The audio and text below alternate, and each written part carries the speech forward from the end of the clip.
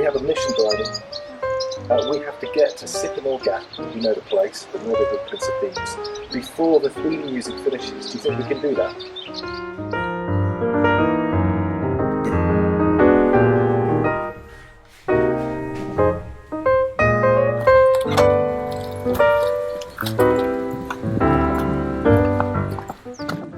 Hopefully there's no one around.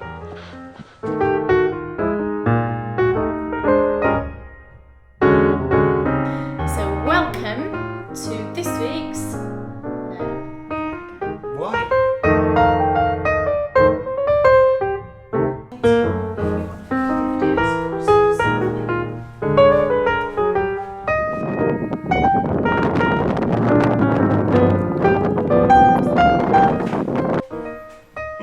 totally sticky.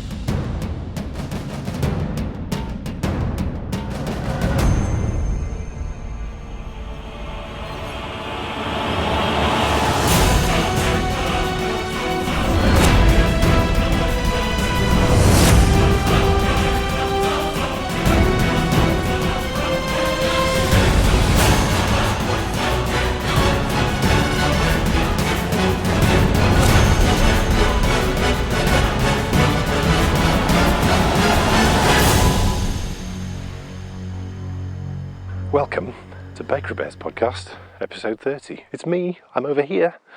Don't worry, we're going to join Kay and Bryony up in Housesteads Fort in just a minute.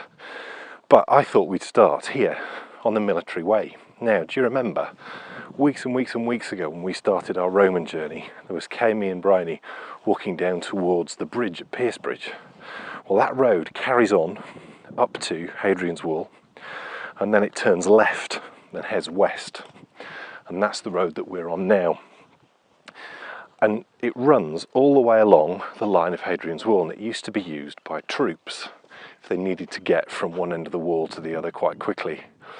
Now, if you remember from that episode, Hadrian inherited the throne in around 122 AD, and he knew after Trajan, his adopted father, had pushed the empire out to its furthest possible reaches that he needed to consolidate what his father had done. So he decided to visit all the corners of his empire, and he was the most travelled emperor, and construct a boundary, and that boundary was a wall. So in 122 AD, Hadrian came along this route with his surveyors to find the perfect spot to build his wall, and here it is. This is proper Hadrian's Wall. So Hadrian came along this route and he looked for the perfect spot to build his wall. Along the wall he knew he was going to need to garrison troops, so he put mile castles. Now, they knew that at some point they were going to need to put in forts, but they weren't done initially.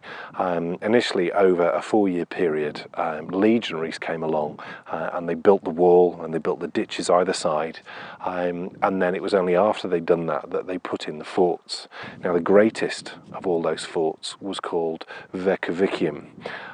We know that as Housesteads, and that's what's right there. Now, the walls stood 6 metres high, and archaeologists differ in opinion on this, but I'm pretty certain that the ones who say that it was rendered are right, because there's so many lime kilns all the way along the wall, and that's what they used to do to their buildings in Rome. They would make them white so they would really stand out, and what they were trying to do when they built the wall not only was build a barrier, but also build something that signified the majesty of Rome. So I'm pretty certain that's what they did. So just imagine what a 6 metre high white rendered wall is going to look look like to someone who's used to living in a roundhouse made of mud and little bits of wood. It's going to look terrifying. But to the people on this side of the wall, the Romans, is going to signify what they bought into when they became Romans, the glory of Rome. Now this is the military way, and this is leading up to the fort, which is right behind you now. We're going to hand over to Kay in just a minute, and she's going to take us into the fort and up to the basilica. But this is the first sight that anyone would have got of this fort. I think it's time that Kay takes us in and shows us round a bit.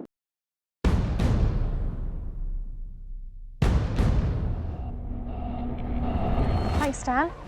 Now, as we walk up this military road, hi, Bryony. Just wanted to tell you about someone really special that we met a couple of weeks ago, and we saved it till we were in our favourite place to knit to tell you all about it. And you might have seen, if you follow me on Instagram or Dan on Instagram, but a couple of weeks ago we met Denise, lovely Denise from Knitting Den. Yay! It's a picture. And we were hoping actually to try and get a bit of recording done together, but we just couldn't tie in our schedules, unfortunately. But we did meet her. We met her in Durham. A lovely day. We met her family as well, and we had a lovely pizza and just chatted and had a look around Durham, and it was just fabulous, wasn't it? It was. And then we went to the cathedral, where I'd not been since I was a choir boy, which was super. That's cool. right, we did. Do you know, I think what's so cool is, you know, sometimes you get to know someone from afar and you get a picture of what that person, you know, might be like. Yeah. And then when you finally meet them, to find out that you were totally wrong, that they're an absolute... Oh, no, I'm joking. Denise. Isn't he awful, Denise? It's rare. We're very shy people, aren't we? Yeah. It was unbelievable to meet someone who you felt immediately at home with. I did. And also, I said that to her. I was desperately sad when, you know, it was time to go. Yeah. But I know we'll see her again in Colorado. Yes, we're coming to see you. Well, we say that. We'd love to come and see One you, day. Denise. But yeah, she's fabulous and just the loveliest person. She's fabulous, darling. She is. Yeah, so Look, we loved it. And I knit a row on one of her socks, which she might have ripped out by now, but I knit a row on it. We're here to talk about Romans, and I think Yes. it's time we took a stroll around the basilica. At the end of the military road lies the main building within the complex at the fort. This is the Roman basilica, and this is the walkway directly into it. It's a stunning building at Housesteads because it's tiered, so it's not on the flat, which is unlike any other that we've ever visited. This in the corner here is the dais that the prefect would stand on to address his troops, who would be standing in that hallway that we've already walked through.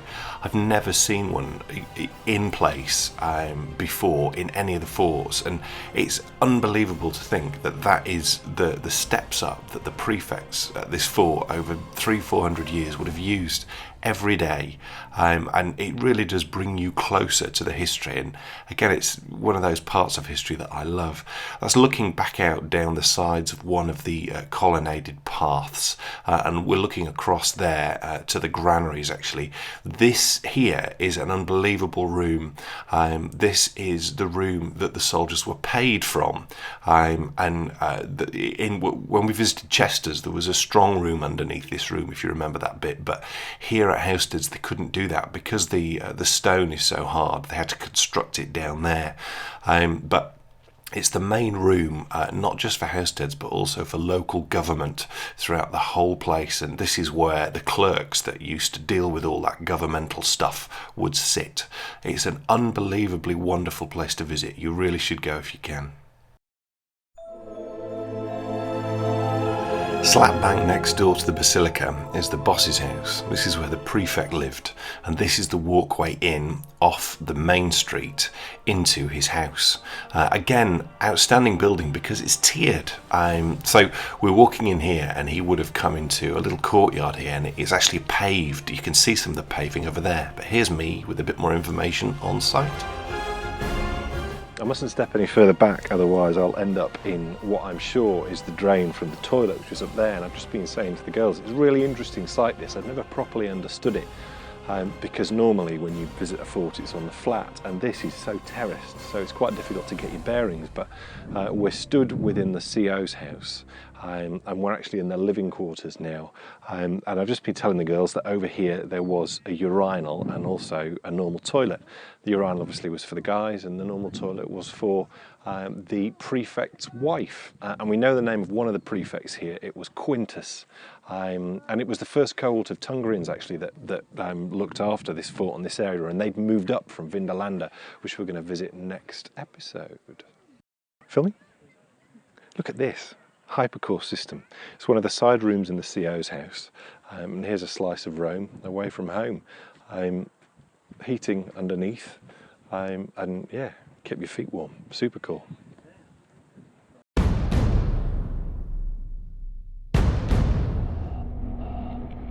So these are the barracks here at Housesteads Fort, and these were lived in by auxiliary soldiers. The wall was built by legionaries, so that was soldiers drawn from citizens of Rome, but it was actually manned by defeated tribes, so it was actually Tungrians that looked after the fort here.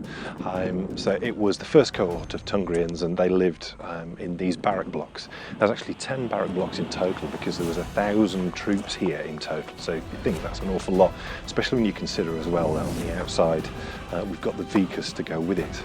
And inside here they would live not in bunk beds actually, but in more hammock type beds. So yeah, it's the barracks here at Housesteads.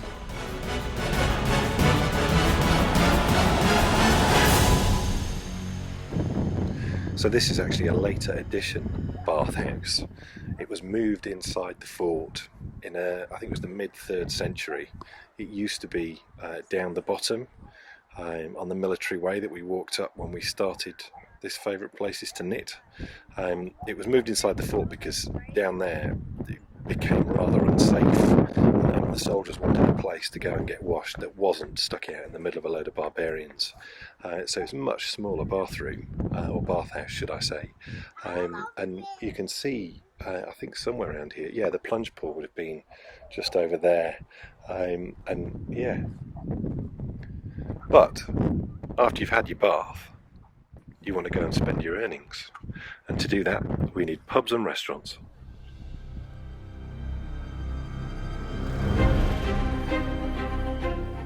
So, I've enjoyed my Roman bath. I've been to see the standard bearer. I've got my wages, and now I want to spend some of it. The Roman army was a professional army, and wherever a professional army goes, money goes. And wherever money goes, there's traders. Also, as well, not only that, the Roman army had a tendency to become friendly with the locals, particularly the local ladies. Many soldiers got married to local women, and the local women were permitted to move into what I'm standing in now. This is the vicus. Now, there's not a lot to see of the vicus here at Housesteads, but what there is to see is really exciting. And the first two things I'm going to show you, I'm just stood outside the north gate here. So I would have had my bath, and I would have come straight out the north gate. And what's the first thing any soldier wants? He wants a beer, and that's exactly what we've got here. The road would have been at a slightly lower level, and as you can see here, we've got a drop wall in, so I can walk straight in to the inn. So Roman soldiers coming in here, having some beer. What do you want after you've had some beer? You want some food. Slap bang next door, with a massive dropped entrance, so lots of people could get in and out of this. We have a restaurant. How do we know it was a restaurant? We know it was a restaurant because within here they found an industrial sized oven.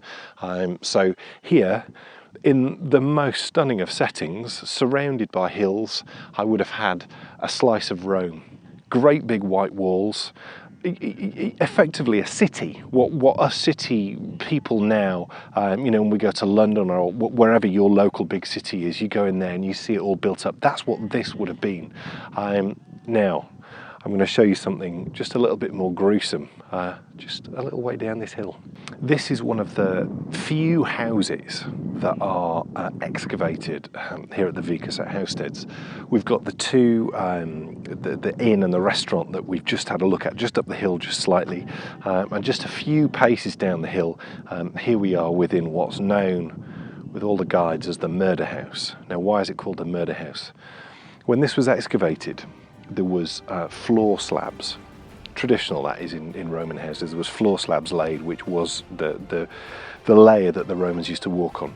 They took those up to look for an earlier house. So they took up the floor slabs and they found a layer of clay, which was unusual. So they dug deeper. When they dug deeper, they found 2 bodies.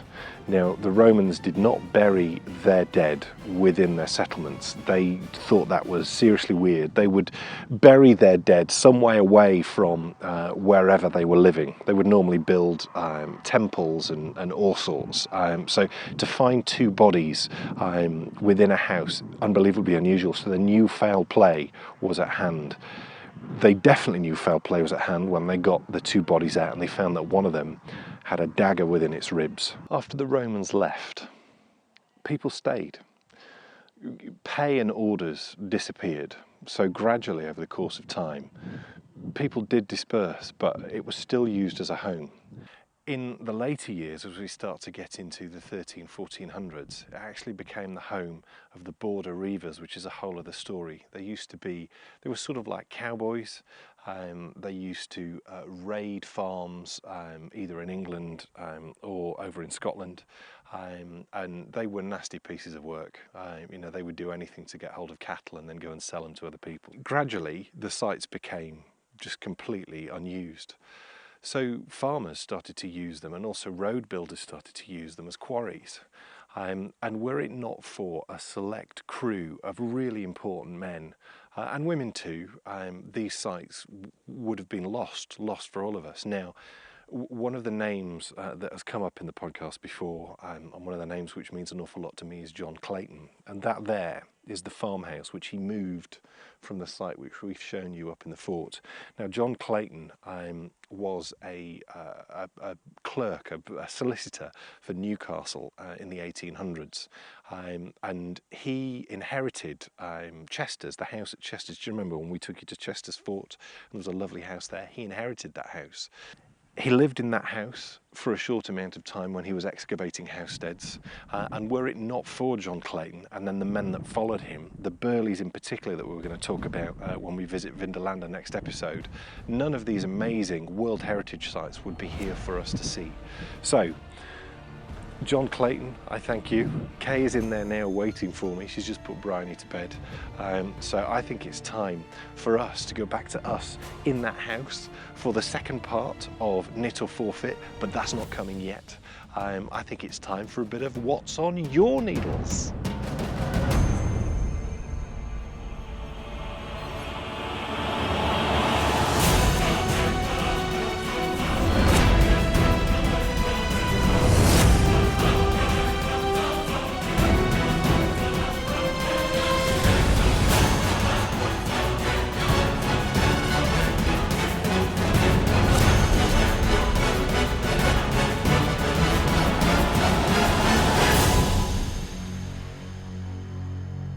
Well, do you know what I love about that favourite places to knit? What's that? Is that it's 2 minutes walk in that direction. It's not even 2 minutes, it's there.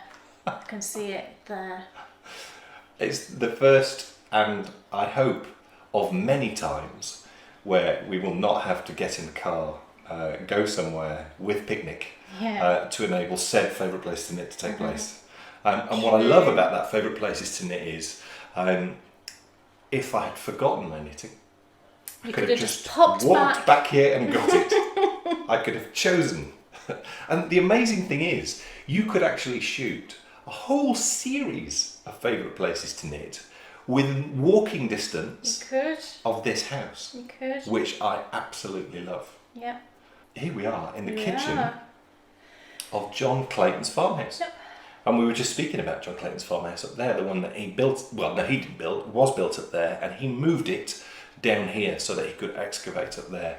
So it's been amazing. It's a lovely house. We've had issues. At no point have I felt spooked in here. No, I haven't felt spooked either, and I do sometimes. And you would think... And there's a cellar in this house as well, which usually freaks me out, but it's a really lovely cellar. I had to go and inspect it though. Yeah, you did. Otherwise I wouldn't have been able to sleep. No. I needed to go down there. We were worried that somebody might be lurking down there. But when we first arrived, the first thing we found was a note on the table saying, "Welcome, and by the way, you don't have any water." Ah. We were like, what? A plumber is on its way, it said. Well, it's not the best way to start, really, that, I don't think, is it? But, you know, plumber duly arrived very shortly afterwards with one of the representatives from... Well, no, the plumber initially arrived. Oh, yes, he did. And he was speaking in such broad Geordie. Couldn't I had understand no clue what he was saying to me. You just said he's gone off to look at something. I don't know what. I just found myself going to him as he was speaking. And he disappeared and then came back a bit later with one of the fellas from English Heritage, or is it National Trust? I think the plumber knew exactly what the problem was. And he thought, didn't want to tell us. I do not get paid enough money to come in here and tell these people that they're not going to have any water for 12 hours. No. So off he went to get Ken. Yeah. And this poor fella, because he'd walked from the bottom. We're actually on the top. Anybody who's been to Housesteads will know what we mean, but the farmhouse is at the top of the hill and the visitor centre is down the bottom, and he'd walked up. It's quite a steep hill and quite a long climb. This poor fellow was sweating, and you know, he looked about 60. I thought, oh my gosh, is he all right? And he obviously had to tell us we weren't going to have any water for probably about 12 hours. You know, well, he must have known from the look on my face. Yeah, well, what did he say to you? He said, how are you fixed for baths and showers tonight?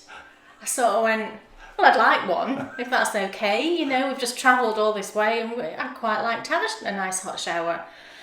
So I could tell, you know, we were quite good about it, I think. I think you realise what's so cool about the situation, and I did say this to them, was the water that we're drinking is from a Roman well. Yeah.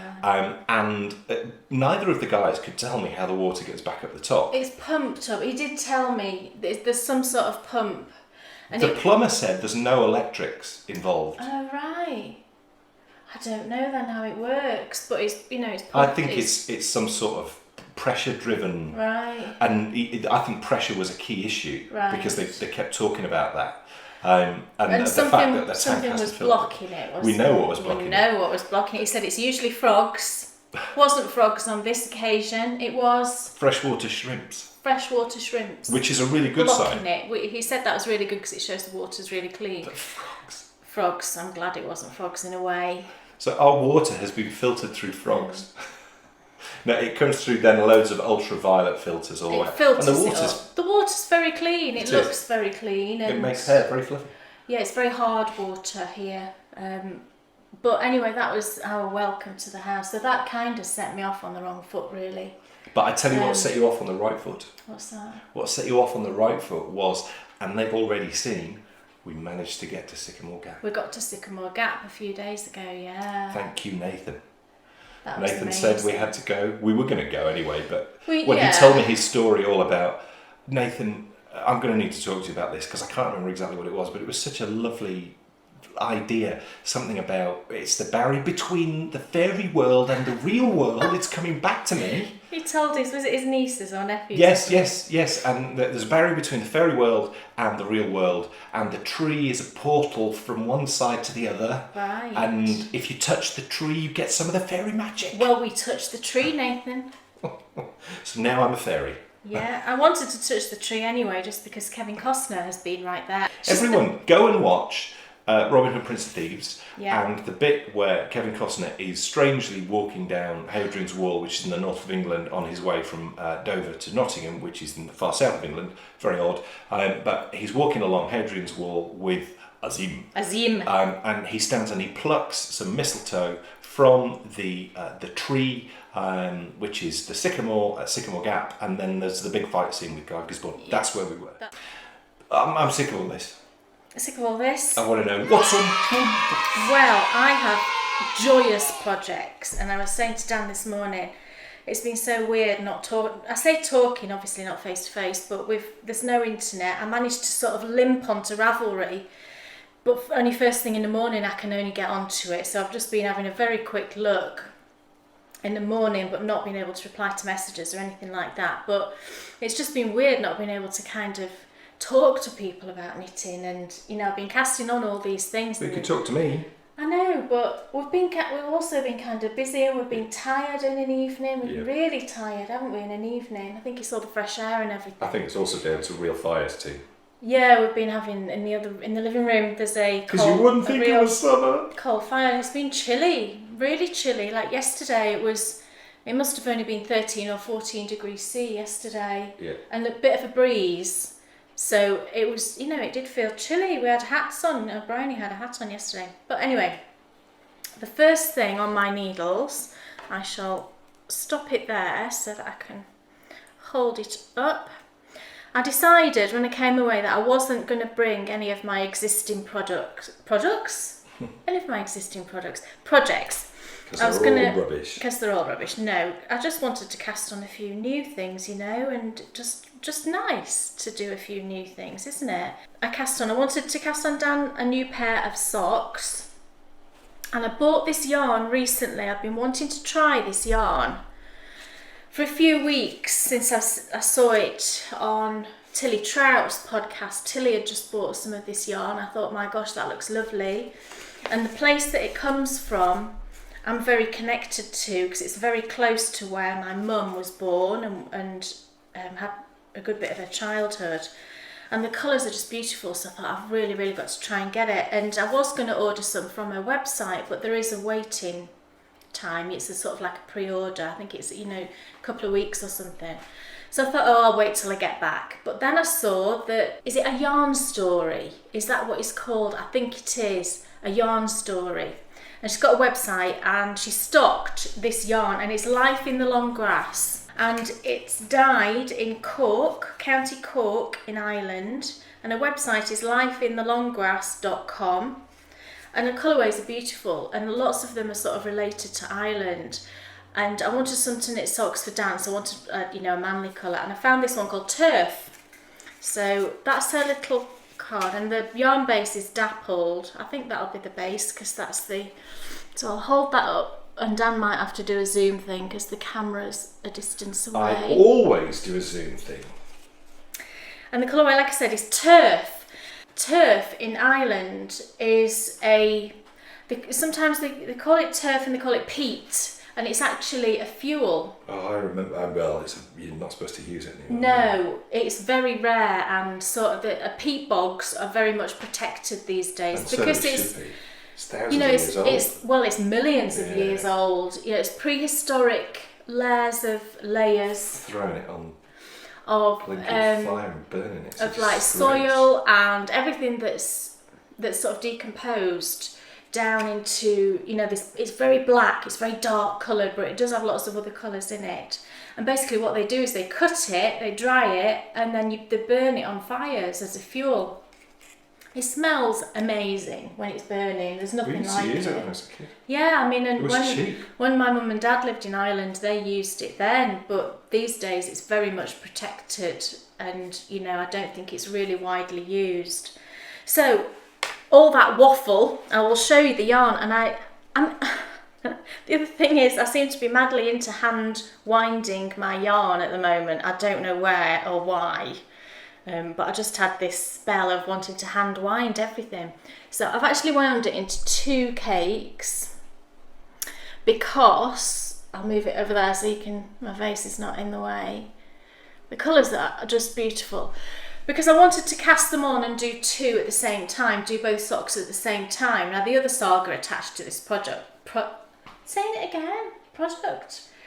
to this project is that can you remember me saying last episode I'd ordered some more of the Knit Picks Sunstruck needles? Well, they never arrived, and so I emailed them. It was from Great British Yarns. I emailed them. She was very nice.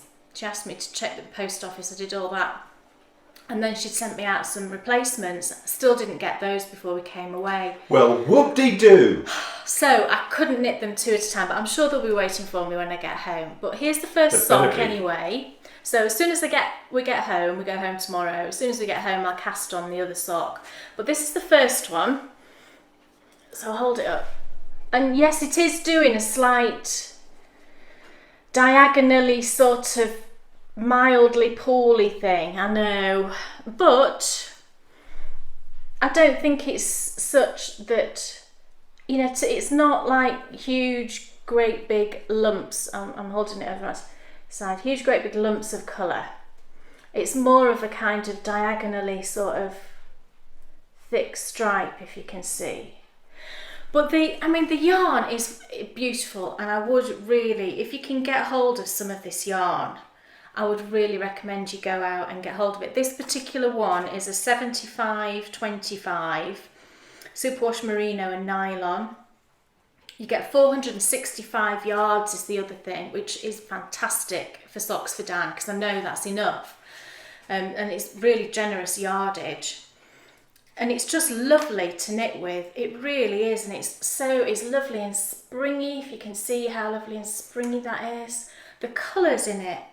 You know, every time I knit a row, I seem to see another colour. And every now and again, I'll get this really bright little tiny speck of pink, which, I just love. There's a tiny bit up there. I don't know if you can see it up here. But it's kind of like a browny, plummy colour with then colours like, there's rusts in it, there's a purpley colour in it, there's a creamy colour. I said to you the other day, didn't I? Yeah. It's just fantastic, and it's lovely to knit with. So, you know, go out and get some. And like I said, I got it from a Yarn Story. But like I said, she does have a website as well where you can pre-order kind of. And I'm doing it on 2.5 mils, 72 stitches, just my normal, sock for Dan. So, What? Dan Jones. Hello. What's on your needle? Oh, it's just this. But I love it, so I don't care. You can laugh all you want. It's the best. And when I've finished, I think I'm going to have to, for now, always be knitting one of these. Because it's like... Well, you probably will be. You'll probably be knitting that one all the time. That's just not true. It is true. It is this year's Cowl of Doom. So yeah, what I love about this is that it just is complex enough to keep me interested. Yeah, I think but that's not what so it complex that I'm not capable of doing it. That's very much like I will show you my next project. This yarn is... It is the Uncommon Thread Yeah. Special Edition Yeah. BFL DK. And do I get a prize for that? You do. And the colourway is Plata. It's very lovely. You all know it. Go knit one because it's a great cause. And Sarah Hepworth has finished hers. And it looks great. Fabulous, Sarah. And Rick will look very dapper. She had like this much yarn left at the end. How amazing is that, Sarah? That was fabulous. Couldn't have done that any better. And it did, for Sarah, it did take her longer than it takes her to do socks. Sarah Hepworth the other day cast on 9 pairs of socks. Sarah. Is there a condition where you... That's got to be a world record.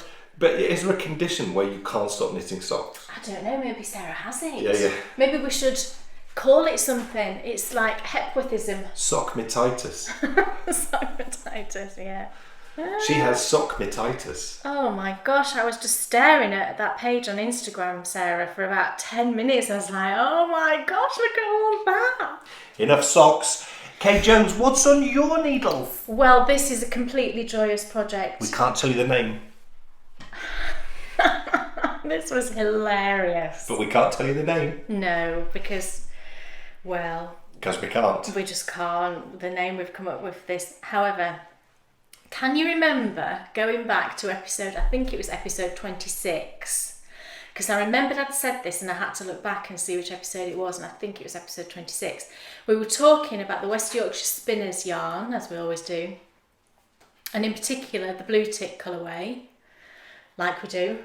And I said on there, we were talking about hats and what I was going to do with this yarn, and I came up with this idea that I wanted to knit a fingering weight hat, which was like a crossover between a bank head and a sock head.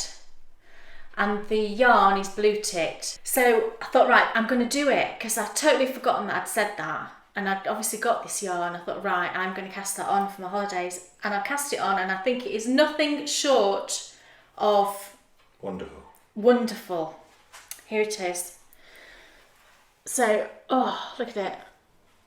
I hope you can see how fantastic that is. Now, what I will say...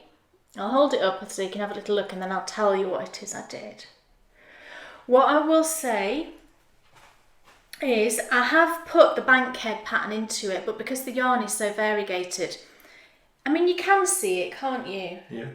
But Yeah, it's you not. totally can. It's not completely obvious, the bankhead pattern, but what it does is it takes away that boredom for me of the sockhead hat, because you are doing something. You know, every row isn't a knit row. You're doing something on that second row.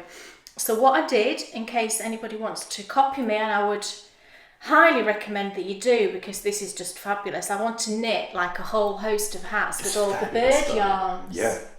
How fantastic would that be?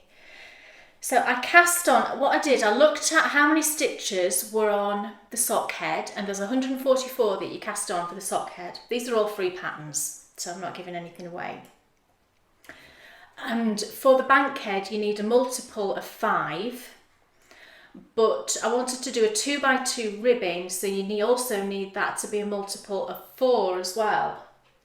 So what I did was I cast on 140. I just took 4 stitches off the sock head number, and then that way 140 is divisible by 5 and by 4, so it all works. So I did a 2x2 twisted rib.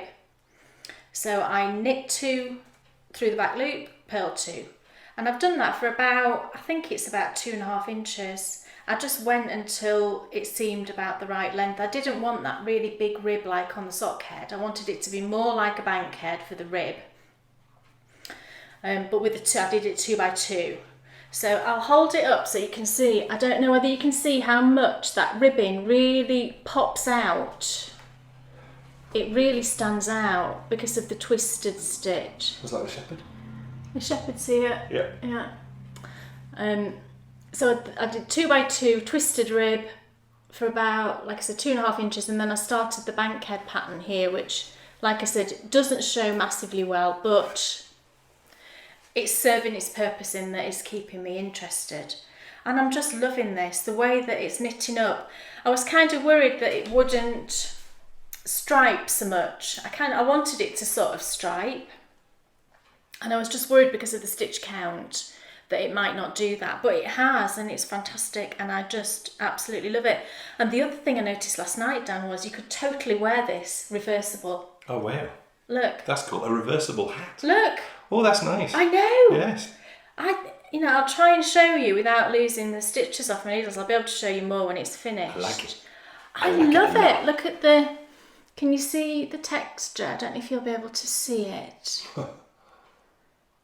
Because the reverse side of the twisted rib just looks like a ribbon, really, doesn't it? Yeah, it's cool. And then you've got the texture of, the reverse stockinette with those little bumps. That's lovely. I know.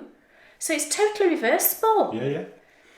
So what I'm going to do, I was so excited about this, I said I'm going to open a thread on the Ravelry group just for fun.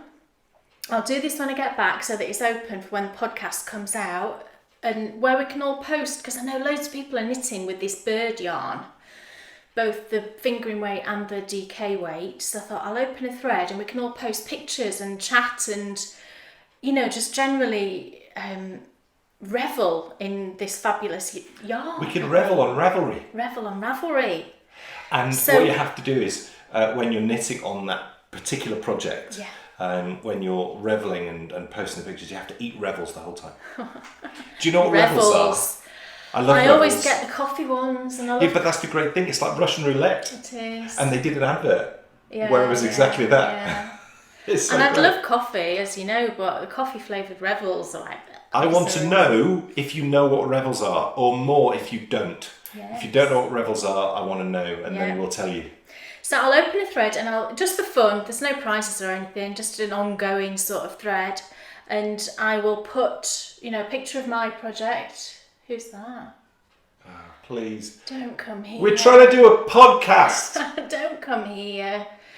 So that's that one, and I'm knitting it on 3mm needles, just like the sock head, isn't it?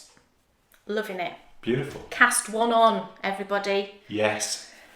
And get your revels. Get your revels. Go into the thread and revel in those revels. I want you to post a picture of you eating your revels whilst knitting on your lovely hats. Yes.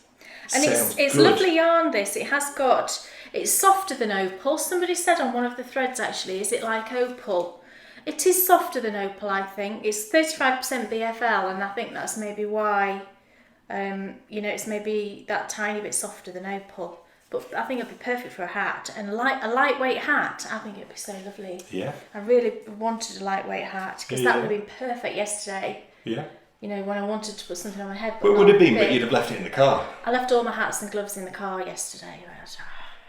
That's another thing. And I've hand wound this one. Look at the joy of this hand wound ball. Look at that. I just loved it. It takes a bit of time, to hand wind your balls, so to speak. But it's lovely. So. Can I show mine now? Sorry, yes, I will go on and on about my projects this week. Look at this. And look at this for the link. Oh, look. Look at the link. Looky. It's a beautiful link. And also as well, for all you doubting Thomases who thought that I wouldn't do it, I said I was going to do this on my own. Yes, first attempt, I may well have messed up. And I don't think we quite established how I'd messed up. I think you just missed a decrease on one of the sides. Or Yeah. something. Well, I think I did something more stupid than that. All right. Well, Personally. it's not stupid. No. I said to you, I've had to rip out heel turns numerous times. So, but I did that all myself. The only thing that I needed assistance with was the ripping out. And once I can knit socks, then I'll learn how to rip out. Yeah. I mean, I can tink now. So ripping out can come at a later date. But do you know what? I sat behind my computer, I put on Kay's tutorial, and I followed it step by step, and I nailed it, baby. It was so cool. And I mean, I'm so looking forward now to... And the other thing as well that I thought, I stand there and I film all these Patron tutorials, and you film it in a way where you're not taking in particularly what's going on. You're thinking about the framing of the shot, and the light, and the sound, and all those different things. And to sit there and watch it as a viewer was just the business. It was so great. And I know that I'm going to be able to go through all those tutorials and learn all the things that all the patrons have learned. And it's like a light turning on for me. It's like I get free patronage. You do? Yeah. Come on, it's so cool. I might have to charge you. Yeah. Take my money. Yeah. So there it is. There is my blue tit sock. I'm now, I'll probably do it on Saturday actually. No, you've got to do the podcast. Knit or forfeit is cancelled. No one wants to see me do it. Do they? I know you don't. And everyone's going, no. Look, anyway, I mean, I'm not going to, because I'll just beat Kay, and that wouldn't be fair, would it? You beat me, who has scored 100%. So how can you beat me? We'll only be halfway through at the end of this episode, dear. Right, okay. We have 2 more episodes. I love it when you call me dear. Sorry. So condescending in such a nice way. So there is my beautiful sock. And I love this. Do you know what? I want all my bags like this. Do you? Yes. Okay, I'll send you a bill. I'm afraid you're going to have to wait. I love it. It's the I best have lots bag. of sewing to do when I get back. I mean, those are all fine, but this is great. I think I made a couple of them. Yeah, I know, but what is it? There's something great about this. I don't know, you tell me. It's my standard sock. Yes, it's my standard sock wedge. I don't think that's a shawl size. Why do I prefer this? It might be a shawl this? size. I don't know. I've forgotten which one I made for you. Do you like the little heart? The little love heart? Is it that? No? When I look at this, it makes me think of Wheel of Fortune. Why? Get the link. Wheel of Fortune? Yes. You know, the TV programme. Yeah, I know the programme. I can't understand why you're connecting that to your bag. The link is this. Owls. Owls. Yarn. Owl About Yarn. Shop. Jenny Powell runs it. Oh Jenny my Powell gosh. was the presenter of the Wheel of Fortune. That's very... This next one. Now, what caused me to cast this one on is... Do you know... I've been having this ongoing dilemma, haven't I, between knitting socks on a 2.5mm and a 2.25mm. Yeah, I'm still going on about it, people. I'm still undecided as to exactly the solution for this and what's going on. Because, like I said before, when I've been knitting them on 2.5mm, sometimes they come out a tad too big, yet 2.25mm are generally always too small. So what do? I think it's just come down to the yarn. I think sometimes if you're knitting with a heavier weight yarn, then obviously it's going to come out a little bit bigger. I think that's all it is. However, I was driving myself that mad. I thought, I'm going to cast on a pair of socks with 2.25 mils and knit them at the same time as I'm knitting another one on 2.5 mils and just see what happens. And if it comes out too small, I can just gift them to your mum. You know, that's never an issue. So I went through my stash, and I literally cast this on about an hour before we left on last Friday. I went through my stash and I thought, right, I'm just going to pull out just a standard ball of sock yarn. I won't use any of my hand dyed or anything like that. And I went through it and I decided to use this one because it's got a bit of elastic in it. I think it would be called elastic. Yeah, it's very, very stretchy. And I thought, well, at least if it does come out a bit small, maybe having that elastic in it will mean that I can actually wear them. So I am using, it's the Scholler and Stahl, excuse me, it's Fortissima Mexico Cotton Stretch. And that was the other thing, I thought cotton, it's summer in theory.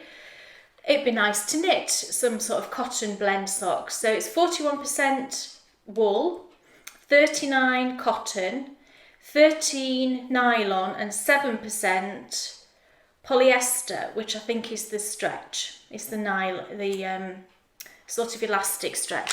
And when you look at the yarn, I don't know if anybody's ever knit with this. It's the first time I've knit with it. I'll try and hold it up so you can see. It's very, look Dan, can you see how stretchy that is? Wow. Yeah. Crumbs. That's crazy. It's very, very elastic. I hope you can see the stretch in that, how much it's stretching. That's super It's elastic. very fun, yeah. So that was my theory in using this yarn. So again, I've hand wound the ball. There's a theme, isn't there? I hand wound it, and I wound off a separate little ball. I did it too big, but it doesn't matter. For doing the heels, I'm going to use that for the heels because I didn't want to lose the striping that's running down. And this is how it's looking so far, and I love it. It's super fun. So that's how it's looking. Look at that, isn't it pretty? Really nice. It's got these like little pink and green speckles running through the coloured sections. It's really, really pretty. The colourway that I'm using is, it's number 45 and it's Batik, B-A-T-I-K. You can still get this yarn. I got it from Wool Warehouse. Well, no, was it Wool? No, it wasn't Wool Warehouse. I take that back. It's Wool Stack. All these names are similar, aren't they? It's Wool Stack, all one word. I use that website a lot and it's really excellent. So you can still get it on there. So that's where I'm up to. I'm doing the same 64 stitches, but like I say, I'm using 2.25, and it is, can you see, it is very super stretchy, look. Wow. So I'm hoping, even if they are a bit small to what I'd normally knit, that with that elastic in, you know, it will, that I will still be able to wear them.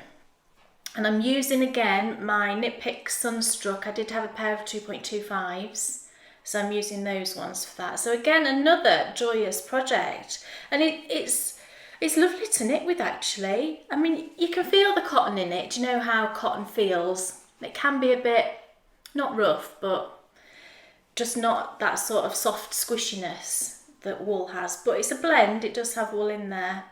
So I'm not having a problem at all knitting with it. It's really nice. So we'll see how it goes with that one. And I will report back on how big it looks. I mean, I have compared it to the leg on another one I'm knitting that's 2.5 mils. Doesn't seem to be a huge difference. So we shall see. So that's that one. Cool. You can ask me now. Dan Jones. Yes. What else are you knitting? Is this the Violet Waffles hat? It is. Excellent. And is this... No, that one doesn't smell. And the other one, actually, Deb, I know I said last episode about the yarn. Didn't she go on? Oh, I felt really bad, crumbs. I actually messaged Deb afterwards and I was like, oh, I felt really bad. I shouldn't have said that about, you know, because it was just a personal thing. Did she reply? I don't know. I haven't been able to check my emails or anything. I've not been able to look at my emails all week. I know. I hope she's not mad with me. I don't think she is. Well, it's gone off anyway. I smelt it again before we came away, and it doesn't smell half as bad. So. And it totally is a personal thing. Well, it is. It's just me. Because I was knitting with it, and You it was didn't have a just problem at dandy. all, I know. Thanks very much, mate. It's just me. Yes. And she's a very sensitive wallflower. Well, her soaps. She's like a buttercup. I've been using the wool soaps that she very kindly gave me, and they're beautiful. And in fact, I've washed. Smell that cow. You can't see it. No, just smell it. Oh, that's lovely. It's really nice. So it's just me. I could eat that. Yeah. So this is, as usual, the wonderful yarn from Deb that looks stunning. It does. And knits up like heaven and looks wonderful. And this is the Violet Waffles hat, which I am knitting for the lovely Kay. And there is the it's so ball. nice, that yarn. It's so beautiful. It is absolutely beautiful, and there's some great bits further through. Actually, it's fairly uniform at the moment.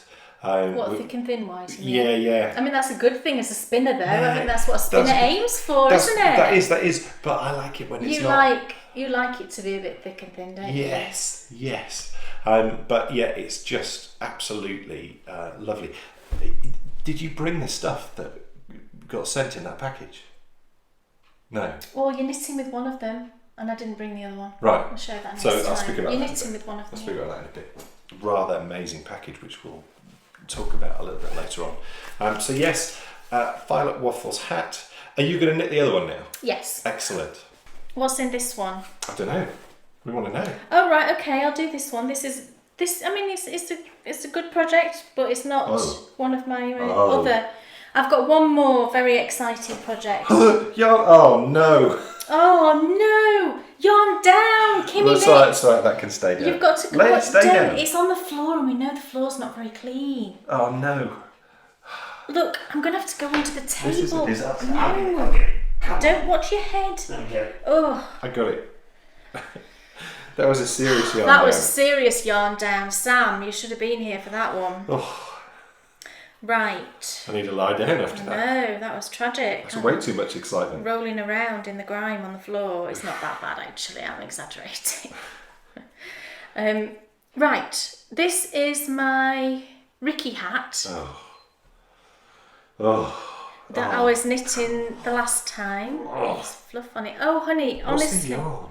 The yarn is beautiful. It's John Arben. Yes. Look at me. Look at me go. I have taught you well. So this is my Ricky hat, and I've got quite far with it. This is where I'm up to. Oh, it's lovely, isn't it? And I'm not that far away really from the decreases. I'm just sort of thinking on how slouchy I want it. I actually put this on Bryony yesterday when we were out. Oh look at that.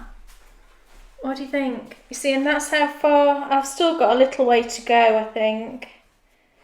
Oh, it's so cosy.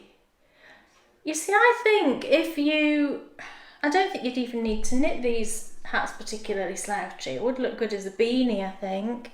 But I'll probably go maybe another inch, and then I will do my decreases. So I'm going to try and take it off without pulling it off the needles. So it's the yarn that lovely Zena gifted me. I've got this much left yet, so I've got plenty. And the other skein, I said I was going to knit mittens, and I am going to do that with the other skein. There's been a couple of joins in the skein, and because it's a non-superwash, they've been just felted joins, which is fine, but the last one I came across, I've just knit, and it's quite thick. I don't know can you see there on the tip of my knit here?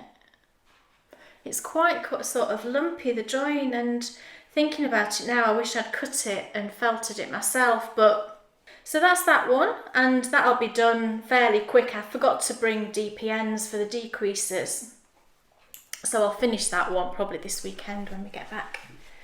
Am I in the right? Is that yarn in the right place? No, darling. I don't think so. Do you knit with the yarn in your left hand? No. Have you suddenly No. changed? Do other people do that? Yes. Oh. It is you. Excellent. Look at this. It's oh my lovely. gosh. It's so lovely. Oh my gosh! I mean, you've not even looked at that properly. I have. Have you? I did that the minute, the morning we were coming away. I quickly because I told her that she had to. It arrived, I think, the day before, didn't it? And then you suddenly said, "Have you wound that yarn? Have you cast it on?" I'm like, "What?" This yarn is called Kessel Run. The colourway, should I say? It's just totally amazing. Kessel Run. Do you get it? I might also call it my Yoda yarn. Yoda yarn does look a bit Yoda. Because it looks like Yoda, and I'm also calling it Yoda because it's come from Yoda herself. This got sent to us by Susie Gawley. Gawley. And there's some other yarn as well called Keeping Up with the Joneses. Yes, she sent us 2 skeins of hand spun. And they're both. And so many other cool things. I'll show you the other one. I didn't bring it with me. So many other cool things, wasn't there? Yeah. The fridge magnet, it's just so cool because I love American football, which I know it's wrong to call Canadian football American football, but it's closer than soccer to football. So that's the link for me. I've never seen Canadian football, I've never watched it, but I've listened to some podcasts that talk about it sometimes. I know a little bit about it. Is it the same as American football? I would estimate 90% of it is the same, and then 10% there's some slight rule differences. But the yarn is just amazing. Susie, thank you so much. Thank and of you, course, Susie. What am I knitting with it? It's a bankhead. A bankhead, a cast yarn, a bankhead. And the yarn base is Polwarth. And it's 100% Polwarth, and you've never knit with Polwarth before. It's really nice. You haven't. I cast that on, didn't you? And I've done a bit of knitting. Oh, did you? Yeah. Right. What's on your needles? Right. This one, I do have one other after this, but this is the kind of last of my completely joyous projects. And it's another pair of socks. I feel like Sarah from Love Sock Wool with that 5,000 pairs of socks cast on. I do feel a bit like that at the moment, but what the hey. And I'm using my lovely little bag that I made. If you remember, it's my Italy bag. I love this. And I have put a different coloured ribbon in. Can you remember I had that purple ribbon because I didn't have any other? I changed it to a blue one, so I think it looks much nicer. And I will be doing some sewing when I get back. I know I haven't been able to for a while, but I will be. So my last new cast on is, like I say, another pair of socks, and this pair's for me. This yarn, I prepare for a bit of a, raving session about this yarn. My lovely friend Sally in California recently went on a trip. I'm sure you won't mind me saying, Sally. She went to Alaska. Her sister lives in Alaska. That must be so fantastic. Yeah. To go to Alaska. And she went up there for her niece's wedding.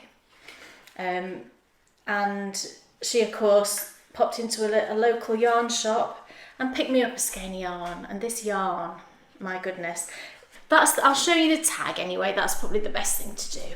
There we go. Alaskan Yarn Company. And the colourway is called Backyard Pool Party, which I think is fantastic. And Sally got herself a skein, which is, mine's mainly blues, hers is mainly greens. I can't remember the name of yours now, Sally. But it's 75-25 merino, superwash merino nylon, 400 metres. This yarn, if I didn't know what was in this yarn, I would swear there was cashmere in it. Because it is that soft. Feel that yarn. Oh, that's so squishy. It's so but it's so soft. That's so squishy. What is it? That's so squishy. I don't know that I've ever... Come back, Matt. Oh, yeah. They're not podcasting at the moment, are they? They can't get their diaries to tell you. No. I can't remember ever knitting with a sock yarn, as soft as this, and it being, a fairly basic mix, isn't it? 75-25, it's fairly standard. I don't know what, yarn base she's using, but it's just beautiful. And look at the colour of this yarn. I mean, can you see that? Is that not just amazing? I'm doing the whole head yarn ball thing again, aren't I? There we go. Oh my gosh. The number of colours in here. It's got turquoise blues, a beautiful green, like a bright pop of like an emeraldy green, and then it's got darker specks of a darker blue, hints of pink. There's pink, and then there's purple, and then that white little splash coming through. Oh my goodness, it's absolutely phenomenal. And I literally cast this on, I think the day after I got the package from Sally. I was so excited, and it's just beautiful to knit with, absolutely beautiful, and it's knitting up fantastic. I haven't done very much on any of these because I cast on 3 pairs of socks all at the same time, but here we go. Oh, look at that. Is that not beautiful? I just think it's gorgeous. I'll try and hold it in the light so you can see the colours, and I'm sure Dan will do his thing. There we go. And can you see the needles that I'm using? Are you all thinking that they're signatures? They're not signatures. Okay. It's a new needle from Knit Pro. What's Knit Pro in America? Is it Knitter's Pride? Have I got that right? I don't know if these are available in America yet. They're called Knit Pro Zing, Z-I-N-G. And I think basically, they are, I mean, like, I won't say they're copying signatures, but they do look very similar. And I thought, I've just got to try a pair of those. And I got these from, now I'm struggling with all the names, aren't I? It is Suffolk Socks, thank you. Oh my goodness. It's because I'm not at home and I've not got all my things around me. My mind's sort of blanked. Suffolk Socks. I got these from that lovely shop. You know, the one that we spoke about before. And I ordered them one day, got them the next. Fantastic. So if you want some, I would say definitely go to her shop. And she's got some beautiful yarns in there as well. So they are, like I said, it's Knit Pro things. They're metal. And that tip, it's not a separate tip. Do you know how with the carbons, I'm sure it's a separate tip on the end because you can feel it. And actually, my carbons DPNs, a couple of them, there's a noticeable gap. You can more or less get your nail down there, which is not very good. This is solid, so it's just a 2-toned paint job, I think, to make them look like that. But they're really nice to knit with, very light. And I do still prefer wooden needles, but I'm very happy knitting with these. They could be a bit pointier for me. A little bit pointier, but I'm only doing plain socks, so, they're fine. And I'm really enjoying knitting this beautiful yarn on, new needles. It's all very exciting. And I'm just doing a standard sock. But the colours, I really hope these colours come across. Because, oh my goodness, again, as I'm knitting with it, you get a little pop of purple. Oh, and it's like so exciting. So if you're anywhere near, if you're in Alaska, or you can get your hands on some of this yarn, again, I would say go and get some because it is absolutely beautiful. I'm going to show you one more time because I just think it's so fabulous. Oh, just love it. Fantastic project. Do you have any more? And these needles are all different colours depending on the sizes, like the signatures. So, loving it. Let me just pop that one back. I've just got one more project. While Kay's just changing that over, I'll just mention we were watching a programme the other day about sheep, and they were talking all about the British sheep industry. And it was Country Farm. Yes. And something came up on there that I found really shocking, and that is the cost of fleeces for British sheep. And how much was it, Kate?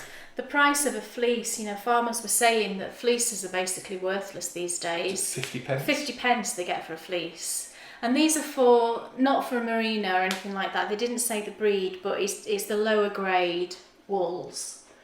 But they're going to carpets mainly. But 50 pence a fleece.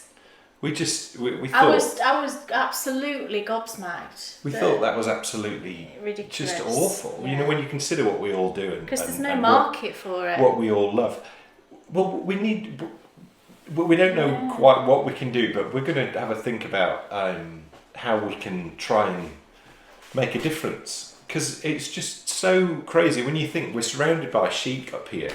This is sheep farmers' country, really, and to think that all their amazing fleeces are just going into shoddy, cheapo, nasty carpets when they could be being used to knit up, great things. The indie dyers in this country there needs to be more of them. I don't know what can be done. Well, the first thing is there needs to be more indie sad. dyers. I found it so sad. There does. I don't think really, and it's just that is there a market for it? There is a market for it. There absolutely is a market for it, but at the moment we're catering for the old market constantly. Probably 90% of the shops you walk into, the majority of the wool that's there, it's commercial. And still quite a lot of acrylic. The ladies that we see in Darlington who are, in these shops, they knit with better stuff if they could get their hands on it. Well, I'm sure they would, but all they ever see is, they can't get on the internet and order stuff. No, but it's also, my mum, she doesn't knit anymore really, she's not able to, but she would never in a million years pay £15 for a skein of yarn. But they don't need to pay £15 for a skein. But for a hand-dyed skein, you're talking at least 10 really, because I that's think, just how much it costs. It's a intense production. We need to do something about it. Yeah. We need to do a retreat on Hadrian's Wall. Don't know what to do. You've said the word now. You know what people are going to be doing. Going to be battering you. Show us. Right. What else is on your needles? Well, I brought my blanket with me. And I need to have a confession. Do you know how I was doing one row entirely British yarn? Well, I kind of forgot. So I finished that row that should have been my entirely Brit yarn row. There may be a few non-Brit in there, but I'm not entering the knit along anyway. So, and the knit alongs, we will just say they're still going great guns. Closing date is 21st of August. So we've still got a good couple of weeks to get your entries in. So I finished the row, if you can see, that's got that red, grey and blue. That's my British row that's now slightly American too, but and it's this top row here, so I'll go all the way along, and I finished those last 3 squares last night, and those last 3 are all British. This one is the sock yarn I was just talking about that Sally sent me. I had to put a square of that in. This one here, is that beautiful? Oh, love it. And then when I realised what I was doing, that I was like, that one's not British. I then changed back, but like I said, there are a few non-British in there. So I counted them actually, how many I've got. There's 1, 2, 3, 4, I've got 6 complete rows. There's 25 squares across, and then I'm kind of halfway with this next row here.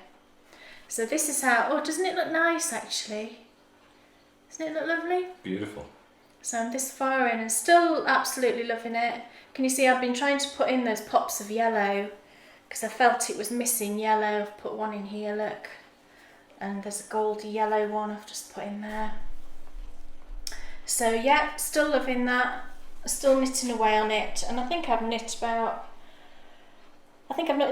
squares while I've been here, which is not bad, seeing as we've been so tired all the time. Gosh, is that done? That's it. Cool. And it's time for me to ask someone what's on your needles. And as we're currently enjoying the ashes at the moment, and I wonder who knows what the ashes are. I was surprised there was more people than I realised actually when I posted a picture the other day, and had a couple of comments from a couple of different people who I'd not spoken to before actually, and they were saying that they daren't watch because they thought we were going to mess it up, we were going to lose. Of course we didn't lose, we won. We won the last test, and we missed just the end, didn't we, of us winning it when we were on the wave. I was listening to it on a long wave, which always makes me feel like we're in 1940. Whenever you go through a tunnel, it's like. But also as well, even when it's got the reception, it still feels like 1940, like you've tuned in the wireless. It's marvellous. But yeah, as we're thinking about the Ashes, and the Ashes obviously cricket, England versus Australia, that made me really focus in on this person. And the other thing that really made me focus on this person was she is a massive Star Wars fan, and she wants to have "May the Force be with you" tattooed somewhere on her body. I think you should have it tattooed on your forehead. Oh no! I think that would be brilliant. So hopefully she knows who she is. And that's Stacey Marie 27, and she's in Australia, of course. So please come and show us. I bet you she's got some great yarn.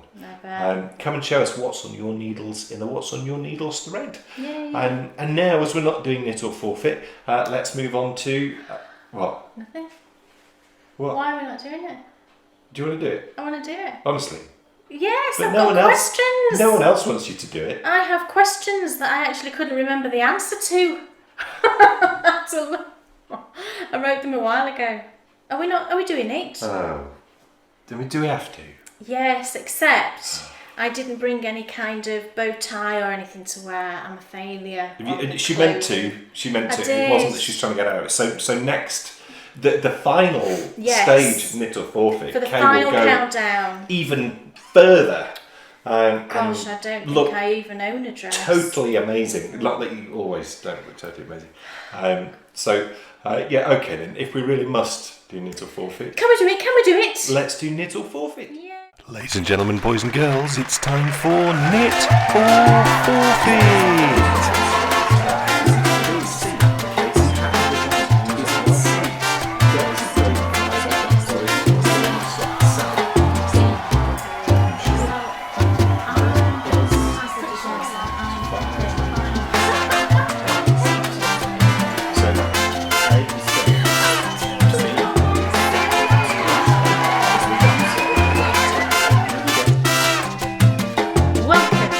This week's knit or forfeit. So this is our new game show where we compete each episode against each other. We each have a list of questions, and after 4 episodes we will amalgamate the scores, and the winner will get to knit something that they really love. The loser has to knit a forfeit object, which in our case is Dan is going to knit a Ricky hat, and I'm saying that because that is what he will be knitting, because he will be losing. Should I, for some unknown reason, lose, yes, I will be knitting something with Pooly yarn. So let's meet this week's competitor. My name's Dan. I'm from England, and I'm really excited. A little bit nervous to be here. Are you a knitter, Dan? No. You're not a knitter? Yeah, I am. I say you're going to struggle with some of these questions. Fooled you. So, remember, you have to do. We know when the quiz starts because we hear this sound, and we know when the quiz finishes because we hear this sound. Yeah. Yes. So you do that. What? This sound? Wibble. And this sound? To the beach. Yes. I'm going to be at my editing best. So are you ready? Are you ready to start with question number 1? No. Tough. Here we go.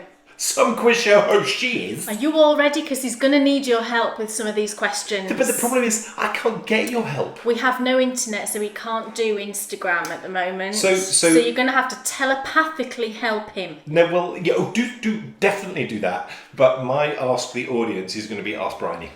Wibble. Question number 1. Yes. From what plant does linen come from? Number 1, bamboo. Number 2, flax. Number 3, cotton. Or number 4, ramie. Would you like to see the question? Yeah, okay. And it is knitting related because No. I'm not about to start complaining about the questions. Because I didn't do that. I'm not that type of contestant. I roll with the punches. Is cotton a plant? Cotton pickers? Yes, it is. Aha, you see? He's on a roll. Bamboo. I know they do get something from bamboo. Ugh. Do you want 50-50? Yeah, I mean, it's sort of nice of us to have said that it's 50-50 constantly, and maybe in the next 2 rounds, maybe we'll change it. So, Well, I did think we could only have one 50-50. yeah, so as Kay could have as many 50-50s as she want last round, I will this round, but next time we're upping the ante, people. So yes, I'll go 50-50. Okay. Don't massively cross him out though, because I'll use this as... I'm using my high-tech system of a pen to do 50-50. And paper. I will cross out. So, Okay, I'm going for an answer. it's either flax or Do you see? I rain. never, I never tap my leg, and my leg is like going Isn't full it? on. It's like the tension. It's palpable. Flax or Rami. I think I'm pronouncing that right. R-A-M-I-E. I'm going flax. You're going flax? Yes. Is that your final answer? You don't want to think about it? No, I'm going flax. Flax is correct. Yes. Oh, come on. Oh. Well done. There are 2 main styles of knitting. Yes. One is English. What is the other? Is it German, alternative, continental, or Swiss? I think you're being kind with the questions. Unless people deliberately try and throw you off by calling it something different. Because I've heard people say, I knit continental. I've heard people say that. And if these people have set me wrong, I'm going to hunt you down. And I'm going to stab you with DPNs.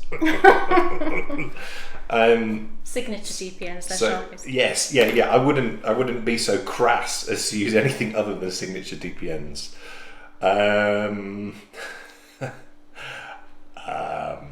Continental, final answer.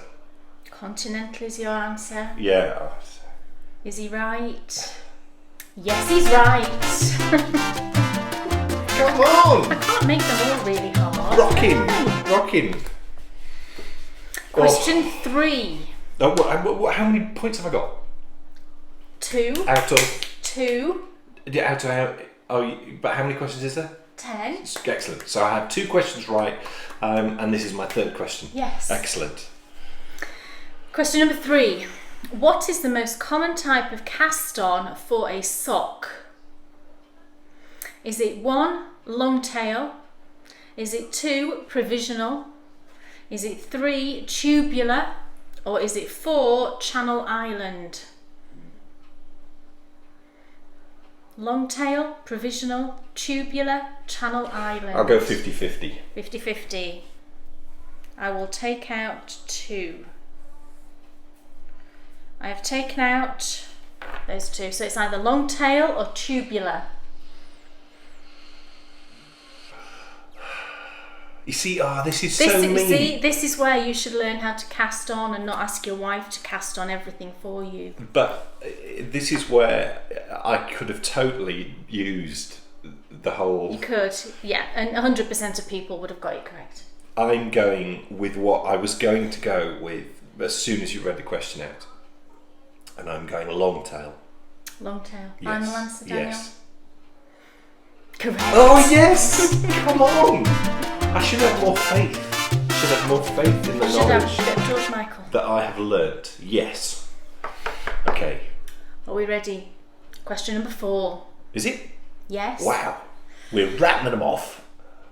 If I was to knit 1, purl 1 on one row, and then on the return row, purl 1, knit 1. What's a return row? When you're coming back the other way? Yeah. I'm with you. If you've never used that expression before. Well, I'm sorry. That's okay. But is that, should I use that expression? Well, no, not really. Okay. It's just on I don't, just, you're not knitting in the round, you're knitting flat. I should say that. If you're knitting flat, if you were to knit 1, purl 1 on one row, turn it over, purl 1, knit 1 on the other row, what would that pattern be called? Okay.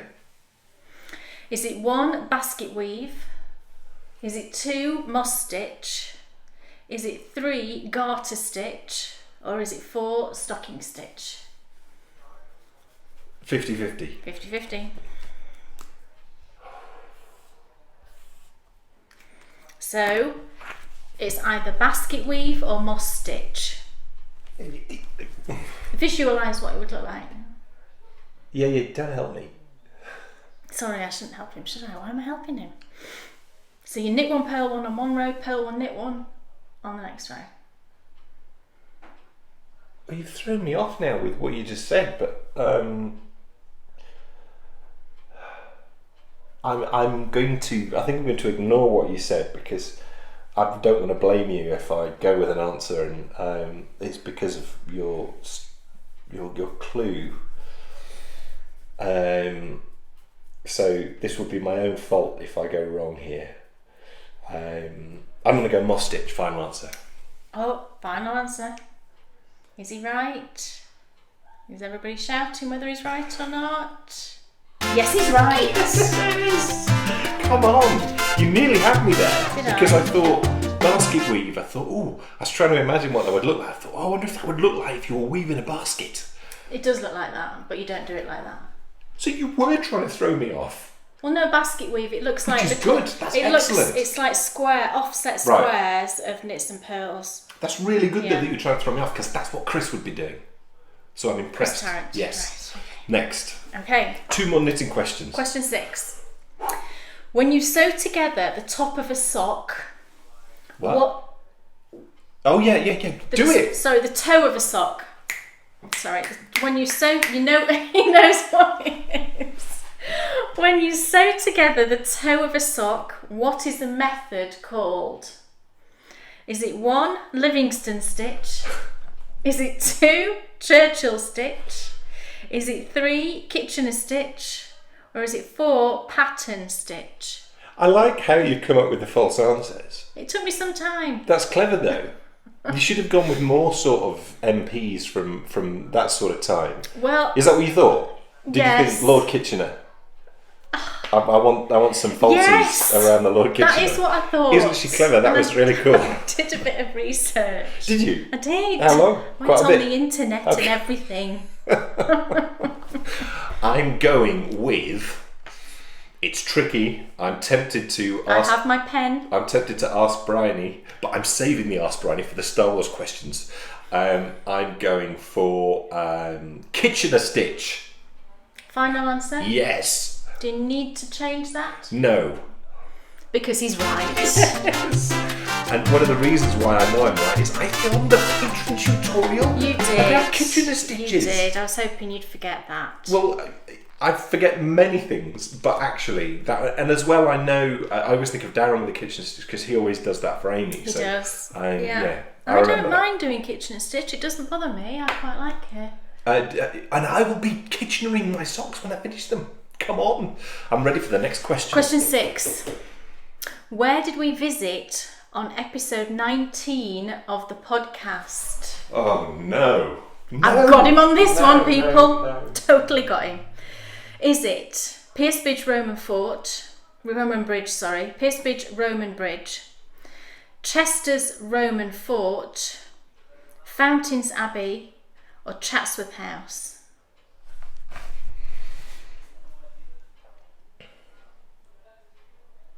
Everybody's now going through the Ravelry thread. That's what I had to do because I've forgotten what the answer was. I had to limp onto Ravelry this morning. Can I have the...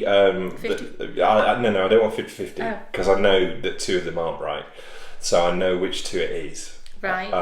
And I need you to go through the whole thing again. Is it? No, I want the question and the answers. Where did we visit on episode 19 of the podcast? Is it Piercebridge Roman Bridge, Chester's Roman Fort, Fountains Abbey, Chatsworth House?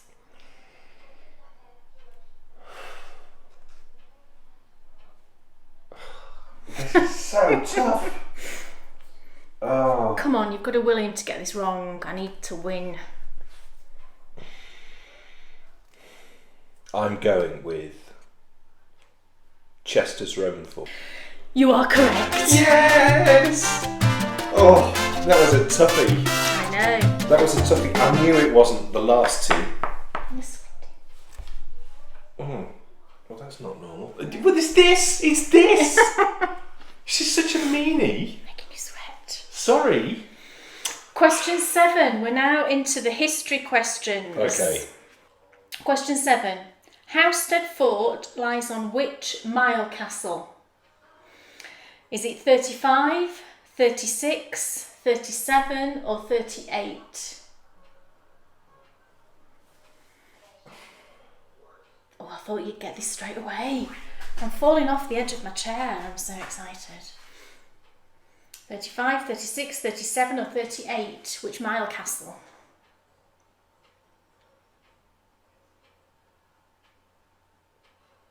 Should we read me the question again? Housestead Fort lies on which, or is the closest to which, I suppose. I don't know if it lies exactly on it. I don't know where the mile castle is exactly, but Housestead Fort lies on which mile castle? 35, 36, 37, 38.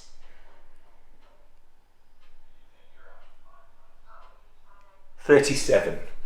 37? Yes. Final answer?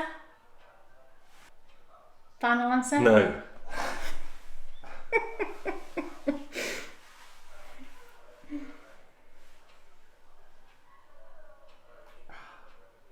Are you all helping him? Probably not, because I had to look it up.